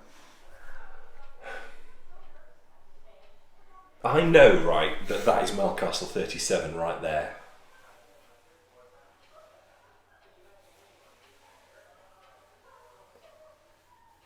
But I also know that Malcastle 36. I'm going 36. 36, final answer? Yes. You are incorrect! Oh no! It's 37. It is 37. Oh, I'm sorry, I feel really bad now. Don't feel bad. I feel bad now, I got one wrong. Don't feel And bad. you said 37 and I put you off. You told me to do that. No, it's fine, it's fine. It's a game. Oh. We're going to play it. Don't feel bad. I feel bad. No, it's fine. It's fine. I doubted myself, so it's fine. No. Question 8. You got a Roman question wrong, people. But I will cling on to the fact. Cling on. Yeah, It's not Star I will Trek. cling on to the fact that the first answer I gave was 37. Yeah. I know that the Mile Castle up there is 37. Question 8. Which modern day country did the Romans refer to as Dacia? Do you say Dacia? You do you say know Dacia. it. I cannot, but I spent ages finding this question. Don't give me. Is it one? I don't want to know. You don't want the options? I do not want the options. Why? Because I have to redeem myself from the last question where I couldn't answer. So I'm going to go out on a massive limb. I could crash and burn here, people. Well, you could. What if you get it wrong? Do you not even want the options? Yes, because... Well, you're silly not to have go the on, options. give me the options. So, is it Turkey, Armenia, Romania, or Iraq? Oh, he knows it. I thought this was really tricky. It is tricky. And the reason why I know for sure is because I read recently about the Trajan, Emperor Trajan, and a battle he had against the Dacians. And I wanted to know where Dacia was. So, but you see now, it's interesting when you get put in this position, you start to doubt yourself. Because you start to think, hold on a minute, I've read about a lot of different things recently, and is it? Because you put in some pretty clever answers there. Just answer the question. I'm stalling for time. I'm going to go for what I thought before you even read the answers out. I'm going to say the third. What was the third one? I'm going to go for C, Romania. He is correct. You clever dick. Sorry. Question 9. Star Wars time. Wars. Want to Star Wars. time. Star Wars. Well, I can't even remember what I got for question 10. What did I choose? Right. Question 9. What is Yoda's first word? I thought you were going to say name. Yes, George. Yeah. What is Yoda's first word in episode 1? Episode 1? Yes.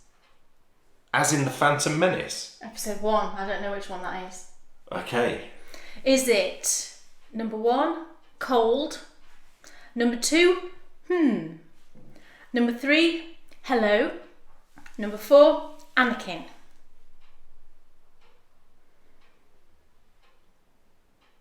Your face. Cold, hello, Anakin. Do you need to ask Bryony? I don't want to... Okay, I'm pushing the button. It's time to ask Bryony. Bryony! I need you. So I'll read you the question. What is Yoda's first word in episode 1 as the Phantom Menace? Can you remember we did these questions together? Is it cold? Hello? Sounded like Mr. Bean. To the beach. And Anakin. I think it's... Okay. Okay. Thanks, dude. Thank you for your help. Go back and watch Father of the Bride. I love that film. Just watching Father of the Bride. We love it. Okay.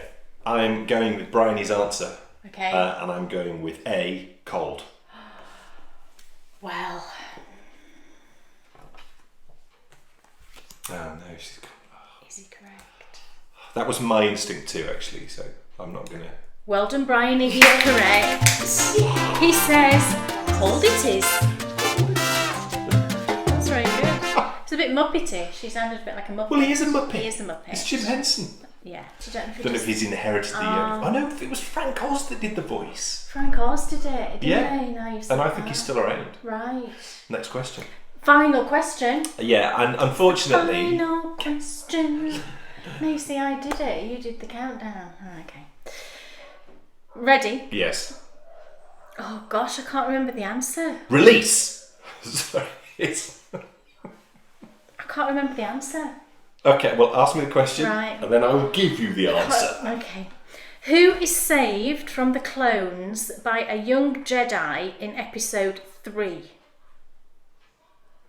Is it 1, Obi-Wan Kenobi, 2, Senator Bail Organa, 3, Senator Mon Mothma, oh, that's difficult to say, or 4, Yoda?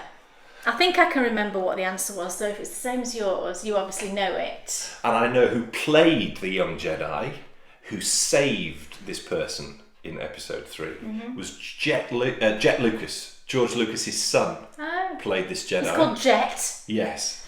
I can't remember the name of the Jedi, and I should be able to. That's not even the question. If I stopped and thought about it. And now, of course, I'm going to be wrong. Well, I don't know if you're wrong because I can't remember the answer. Yeah. Oh, but this is no good. I think I can remember it. I read these ages ago. What did I say to you? I was going to write it on the back and then I thought you'd be able to see the back. Oh, some quizmaster I am. I think I can remember what it was. Get out! Okay. Can I have the question and the answers again? Oh, gosh. Who is saved from the clones by a young Jedi in episode 3? Number 1, Obi-Wan. Number 2, Senator Bail Organa. 3, Senator Mon Mothma, which I can't say. 4, Yoda. It is Senator Bail Organa.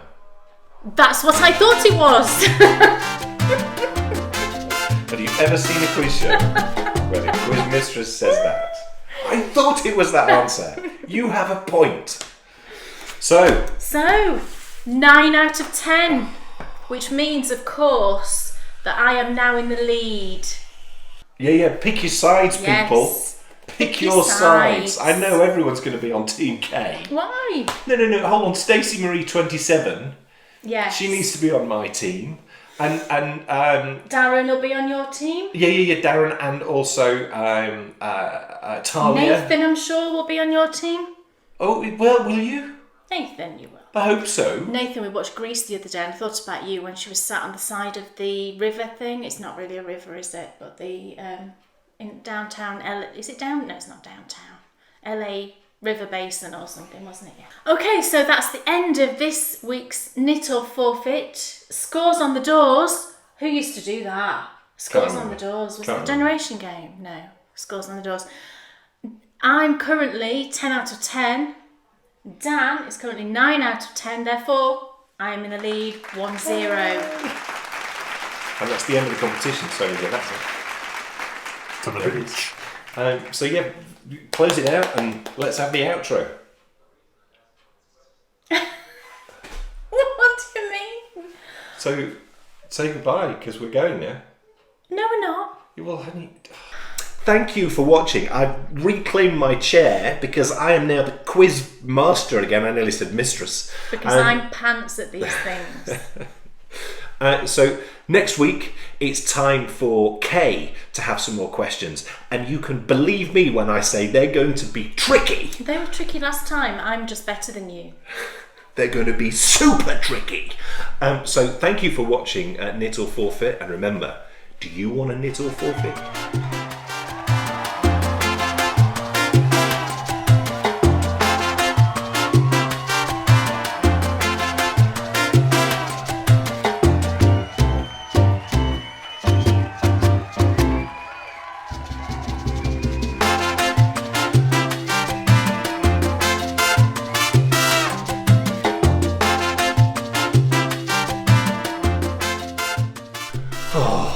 Believe it, I'm down a question and I knew the answer.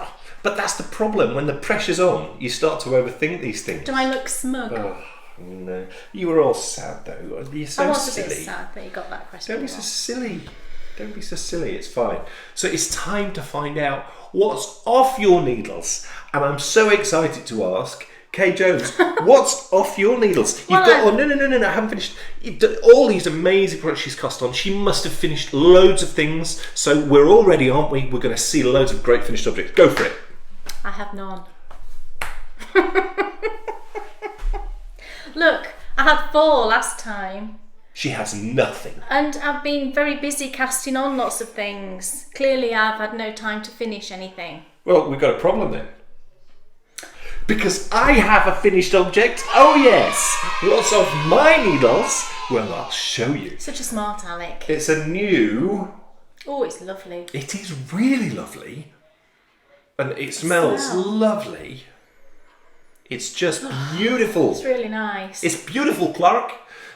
This is... Look at that. A handbrake cowl. It looks like, do you know when archaeologists cut through soil and you see all the levels? Yes. It looks like that. It is in Deb's stunning yarn, and I made a slight alteration because I am in love with twisted rib, and I do you know what? I think there's a place for both. Yes, I love the original, but I also really like this. This, I think the original stands out a bit more, it frames it more, it's more of a statement, I think, the other one. If you want more of a subtle cowl, I think what I'm saying to you is you need to have 2 of these in your life. Right. You need to have the other edging, which is, you should have said, that should have been a question. That should have been a question, shouldn't it? What edging did you put on? Did you put on your pattern? The handbrake cowl? I have no clue. Go on, ask me the question now. Ask the question. Do you know? Give me 4 different answers. No, we've done that. Give me 2 different answers. Right. Was it a 2x2 rib or was it garter? Garter. Right. Yes, I thought garter. Come on. So yeah, this is yours. It's mine. Yeah, and it matches your top. Oh, it kind of does. Put it on. I shall put it Let's enjoy it as a group, all together. We may be sat on the side of a hill. Oh, it smells so nice. In the middle of Northumberland. I shall tell you why it smells so nice. You look gorgeous today. Oh gosh, it's so silly. Right, I'm trying to arrange it in such a fashion that it looks fashionable. I'm failing. I think this is the garment that always looks fashionable. Combined with a bankhead. Oh. Beautiful. Look at it. Oh, it's lovely. It's absolutely stunning. I shall leave it on. It smells so nice. Because I used one of Deb's soaps, her knitter's soap, and it was the, I want to say Wedgwood, totally wrong, mahogany. It was the mahogany scent, right? And I put it in the sink and left it to soak. Totally forgot that I'd put it in there. We went out shopping. We went on holiday. We came back. So it's probably been in there an hour, and then I went into the bathroom to wash my hands. It's still in the sink! And I was like in this complete panic. It was perfect. Perfection. I just took it out, patted it dry with a towel, laid it out flat, perfect, and it smells absolutely gorgeous. Yeah. I'm going to do this. It's beautiful.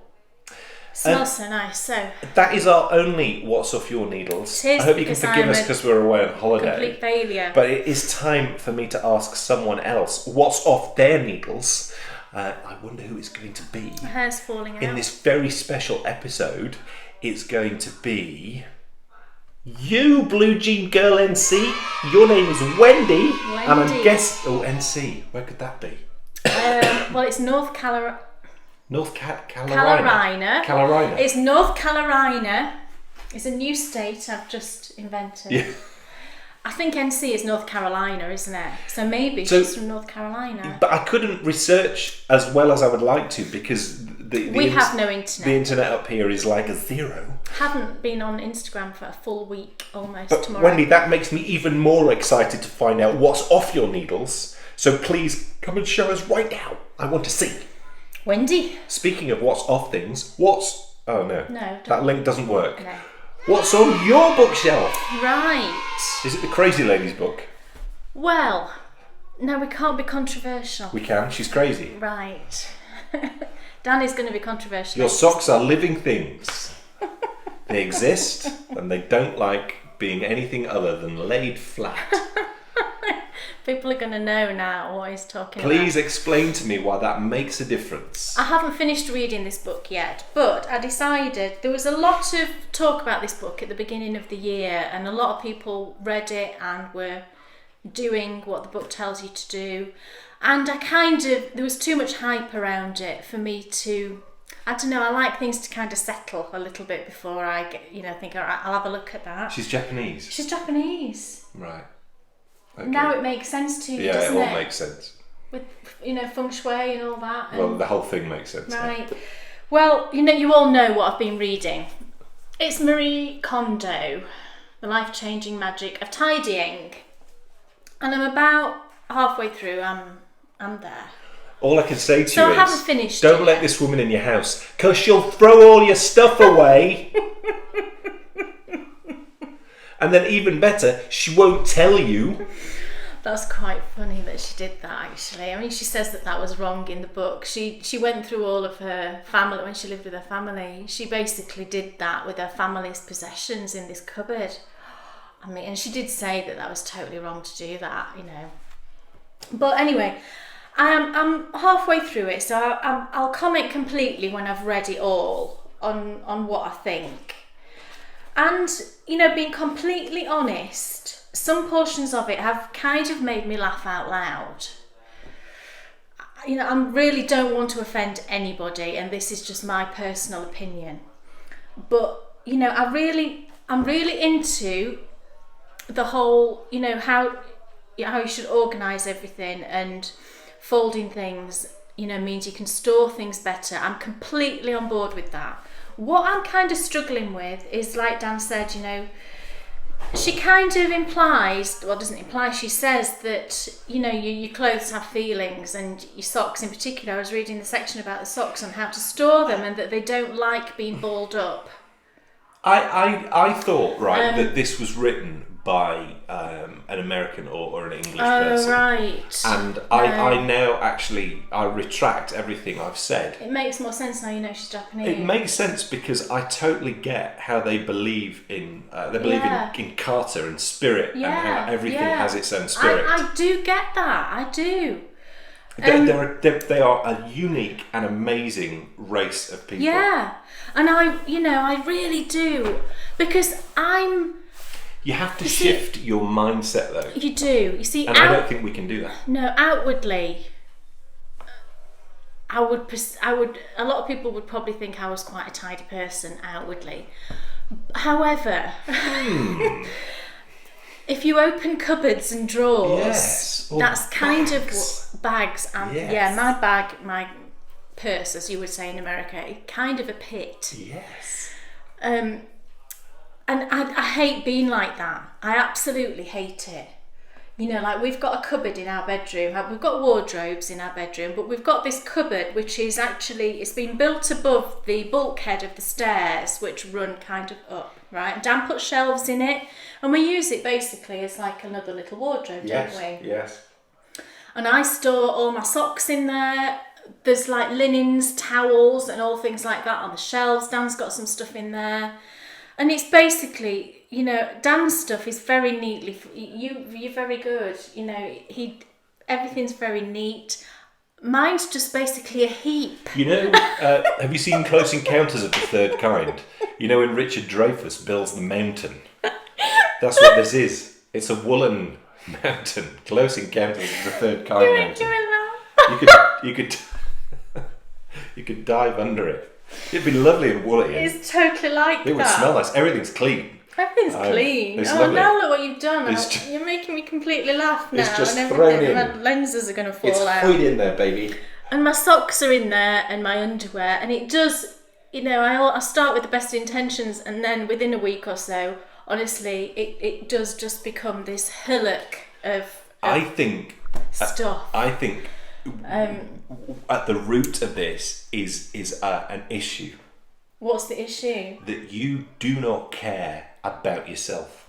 You're probably right, because you know, Bryony's clothes I fold and I put away, and you know, your stuff, to be fair, when it's clean I just put it on the bed and you put yours away. Yeah, because I have a system. Because you have a system. Yes. You know, and if you open, we've got like in our bedroom, we've got like these two big double wardrobes. Dan has one and I have the other. You open his side, there's a shelf at the top, hanging rails, and then, you know, space at the bottom. Dan's is little, everything's hung, everything's folded. Sections. There's shoes at the bottom. Casual jeans and casual well, trousers. you must have been reading this book because, you know. T-shirts and you know, casual wear. Then moving into shirts and getting more formal as you progress. And then you open my side. It's crazy. But you can't throw anything away either. Well, this is why I'm reading the book. Because I the problem is when she's finished reading this, she's going to throw everything away. I totally did put 2 bags of clothes for the charity. I put 2 charity bags out just before we came away, and that was all from my side of the wardrobe. I do really have an issue with throwing things away. That, like, I've kept top that we went out on one of our first dates. Totally. Right? Keep it. You hate the top. You hate it. The backless thing. The backless one. Yeah. But keep it though. He absolutely hates this top. I'm never going to wear it again. But I can't part with it. I can't bring myself to throw it away. But then, you know, she says, if an item sparks joy, you should keep it. Well, that item sparks joy. Yeah. Because I think about, you know... And I remember where we were. I remember where we were when I wore it and everything. And I was much thinner then. And shut up. So, you know, it's also a memory of me being thinner. Oh, be quiet. So, you know, things like that. But that does spark joy, so I can keep that, right? Yeah. But then other things that are in there that really don't spark joy, but I just, for some reason, I just think I will wear that at some point. And, you know, reading the book, I sound like these people in the book. I know what you're all saying to me. You're all saying you totally need to do what she says to do in the book. What? And I love all the bits about how to fold your clothes and lay them on end so you can see everything. And, you know, she's telling you how to fold your socks. And I laughed about the thing about don't balling up your socks, but I would never do that with my hand knit socks. I do fold my hand knit socks. So why don't I do it with other socks? Yeah. You know, all stuff like that. And kind of my initial reaction was to giggle about it, but then actually when I think about it, I think I totally need to do it. You saw my wardrobe. I think the mistake that I made about this, and I've already said this, but the mistake that a lot of people have potentially made with this is you need to realise that the Japanese people are very, very different. Yes. And they're unbelievably spirited and their belief in the way that life... And I love this. I love it too. It fits with the whole Japanese drumming thing and how it changed my approach to drumming as a whole and made me a better musician. You have to shift your mindset. I don't think, though, it's possible to implement some of the things you've been reading out to me into a westernised brain. I think that's it's getting over that. You see, she would absolutely disagree, I'm sure, because go and live there in their environment, in their lifestyle. I would love to live, you know, in a house that it's not cluttered. Our house is not cluttered, not compared to some people's. Not at all. I can't bear clutter. Do you know? There are no knickknacks. Like your mum. Oh gosh, I go to your mum's house and there's just knickknacks everywhere. Your mum cannot part with anything. Neither can you, though. Not to the degree. No. I can't stand window ledges with, stuff all over the window ledges. It drives me. Bryony does that. Her window ledge is full of all sorts of stuff. Well, I did that. Oh, I can't stand it. But I clearly need to do something because it's been driving me nuts for ages that outwardly, I feel organised, but I know inside I'm just an absolute mess. So I really, really need to do something. I think all you need to do... Whether I just take elements from this. Definitely take elements from it. But you know, she says that you can't do that because you'll just go backwards. You'll go back to your old ways. Well, okay, you just do it all need to do it. Do the whole thing and see what happens. Basically what she tells you to do is you just have to tidy and blitz the whole house, not all in one day, obviously, but all in one session, all in one go.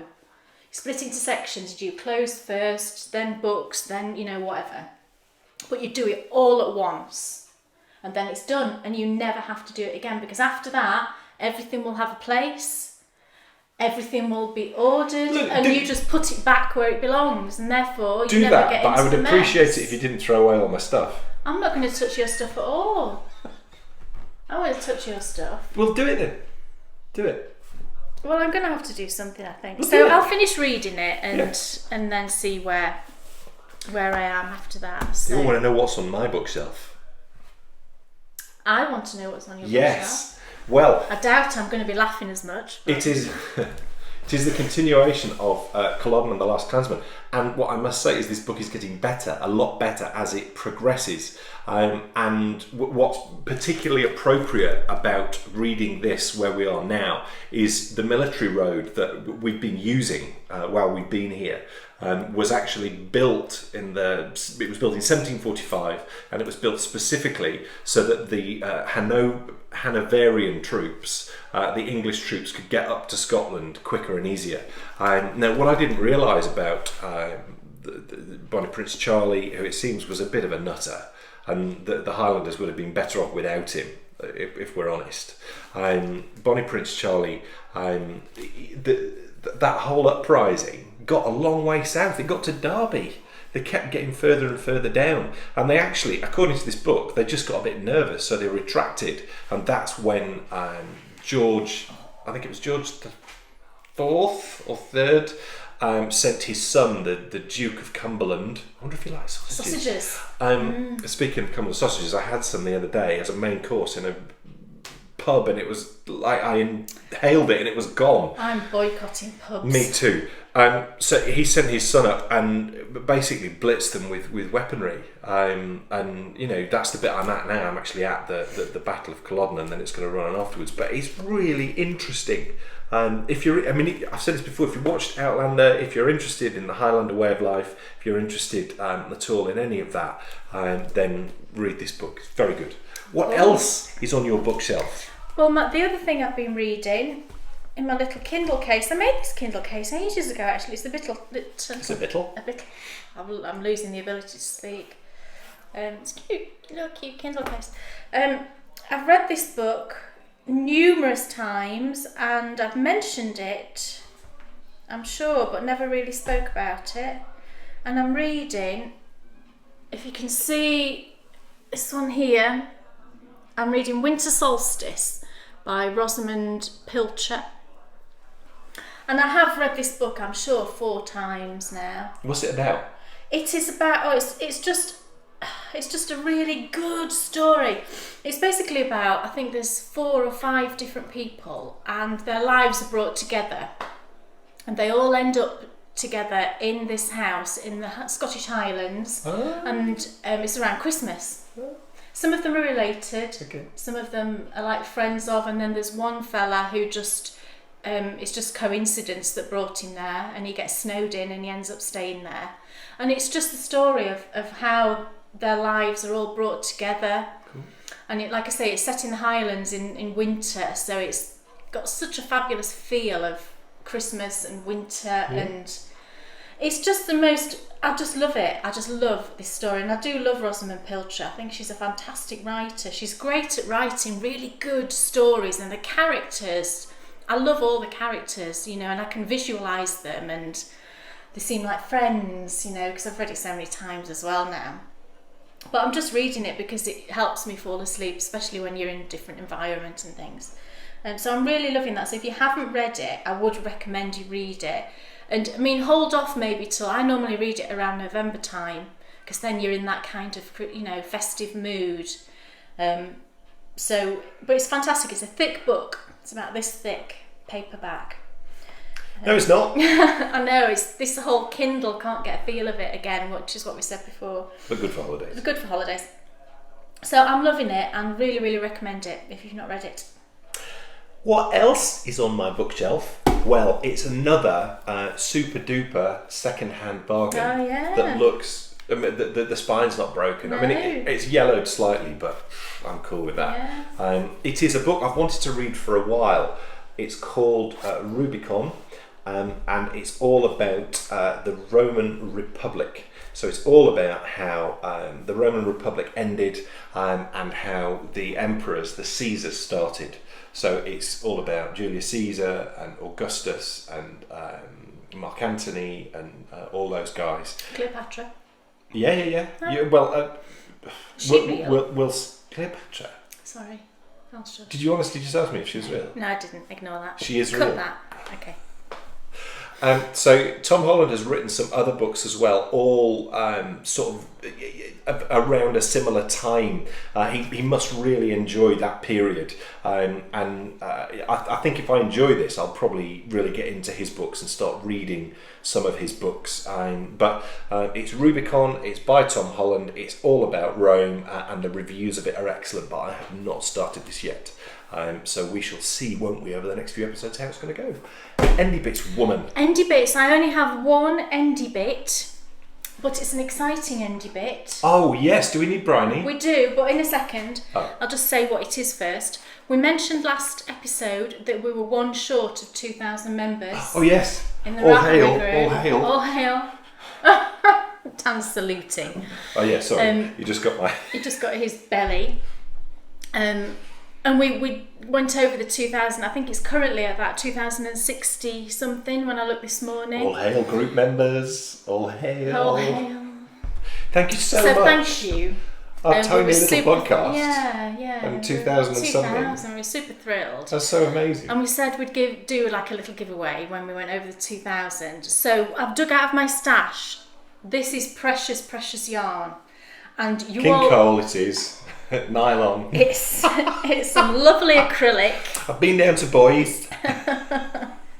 It's nice and squeaky. On Super chunky. Yeah. With bubbles. Yeah. No. You all know how much I love this sock yarn, and I do have a few skeins of it. And I thought, you know what? This is how much, you know, we both appreciate everybody. Oh yeah. And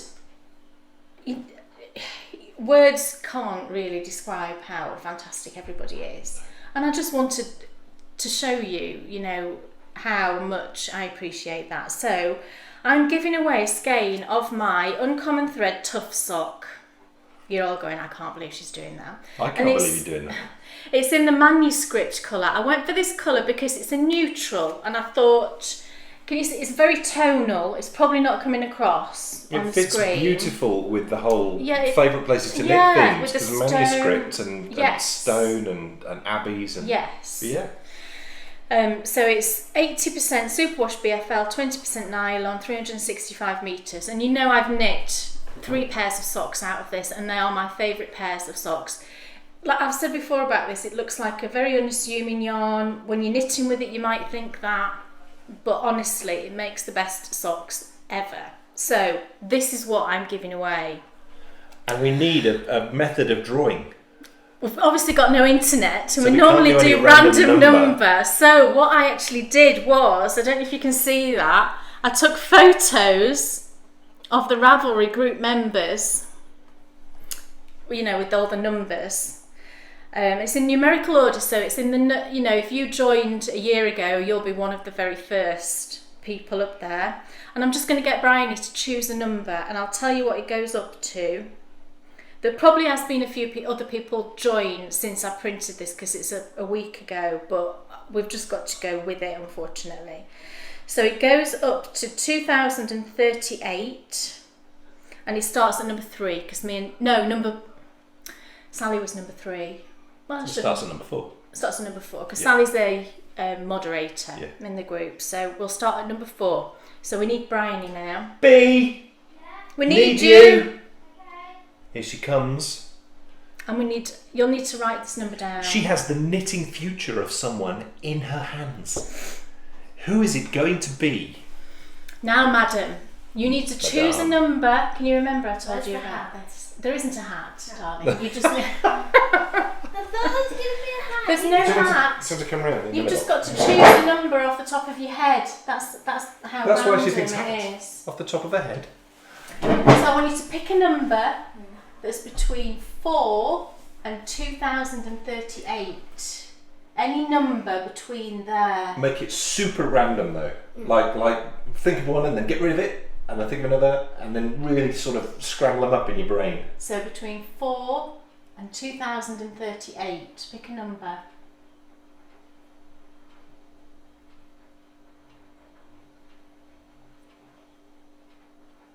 $1,028. 1028. Now, this may take me some time. 1028.